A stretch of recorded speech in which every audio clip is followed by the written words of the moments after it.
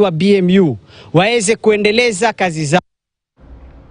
Now, governments have been urged to get into more intergovernmental treaties as well as public partnership frameworks in order to reduce the time taken to transport food products from one point to another. Now, according to Tomie van Zyl, the CEO of ZZ2, this will help the continent tackle food insecurity at a time when global supply chains continue to face numerous disruption. Jimmy Mbogo is in South Africa and spoke to Mr. van Zyl on how Kenya can tap into continental trade to increase its agricultural productivity, and joins us with more from Limpopo.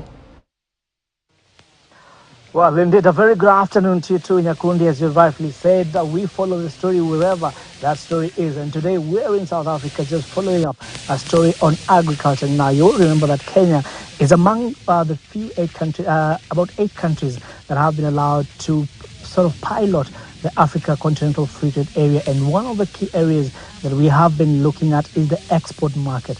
Now, particularly for our farmers, we have seen government put a lot of efforts towards trying to grow and expand the agricultural value chain and ensure that we can reap the most out of that. Now, we're in South Africa, particularly to try and get some of that experience. ZZ2, which is one of the farms in South Africa that has sort of mastered the art of the export market.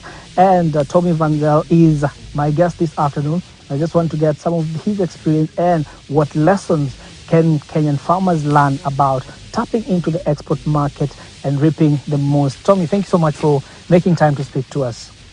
All right, so first things first, I just want you to take us through the journey and the investment. Particularly, you have about 4,000 hectares under irrigation, and you know that doesn't come cheap. So help us understand the investment that has gone towards that and how much time has it taken to get you to where you are. Originally, we were just a tomato business. Yeah. And we expanded from tomatoes to, later on, in the last 30 years, exportable crops. So we have a sizable market share in South Africa for tomatoes, but we now do avocado, apples and pears, cherries, medjool dates, lychees. Yeah. And that's all destined for the export markets, mainly to Europe in the past, but later on globally. And we hope that with trade agreements that will make the world a global village, yeah, there will be more trade flows of products going to all the destinations that needs the products. All right, so Tomie, the one question that I'm sure a lot of farmers, particularly in Kenya and in East Africa, have been wondering is how do I get my product into that supermarket shelf? How do I get it into the market apart from just growing it for consumption? It's very important to formalize the markets. And the terminal markets is the first step that we've had in South Africa. The second step is to build partnerships in the value channel. Yeah. You can't, as a farmer, whether you're big or small, just start supplying international markets or even more sophisticated markets than the terminal markets. So you have to build value channels step by step. And in our case, our main function is production. And we aggregate the packaging side. Yeah. And then we super aggregate the sales side. And that's how we've done it. Partnerships, building ecosystems. Conversation now is around aggregation and value addition. Going forward and going by the kind of demand that is in the market, how much more do farmers need to invest in that value chain and value addition? The investment is unlimited because competition is bringing in new technology. It's bringing in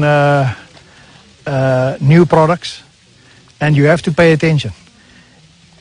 What is preferable in the market today might not be in the market tomorrow. Yeah. So all hands must be on deck, and you have to have a 360-degree vision, and you have to be sensitive for all these influences, Yeah.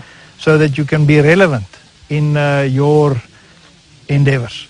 If you don't have a market, if you don't have a customer, if you don't understand what the customer wants, then you don't have a business.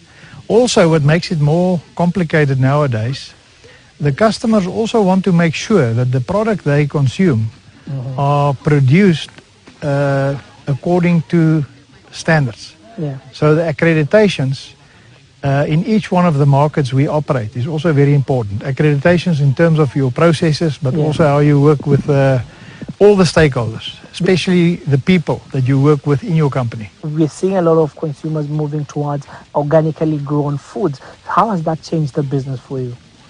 It's very important to have a standpoint and practical efforts to minimize the impact on the environment. So old-style industrial farming is increasingly being challenged by, I would call it modern, more sensitive, sustainable farming. Organic farming is a good example of that. But the technology does not enable organic farming at a discount price. At the moment, organic farming is at a premium price. And not all customers want to pay the premium. People want food security, but also want food affordability. Yeah.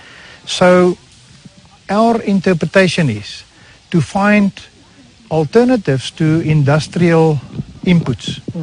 For instance, instead of just using inorganic fertilizers, we use compost and microbes and fermented plant extracts in part of our as part of our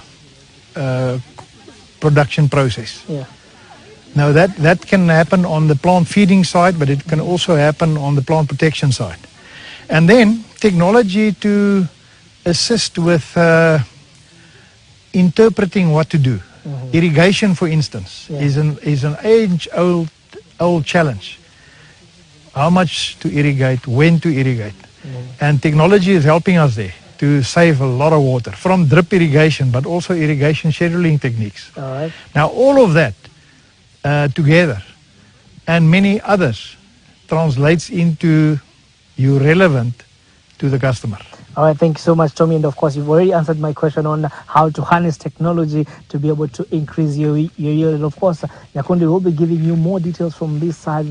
This is not the only place that we'll be visiting. We'll be visiting different stakeholders just to be able to understand what are they doing. But for now, back to you. All right, thank you so much, Jimmy, for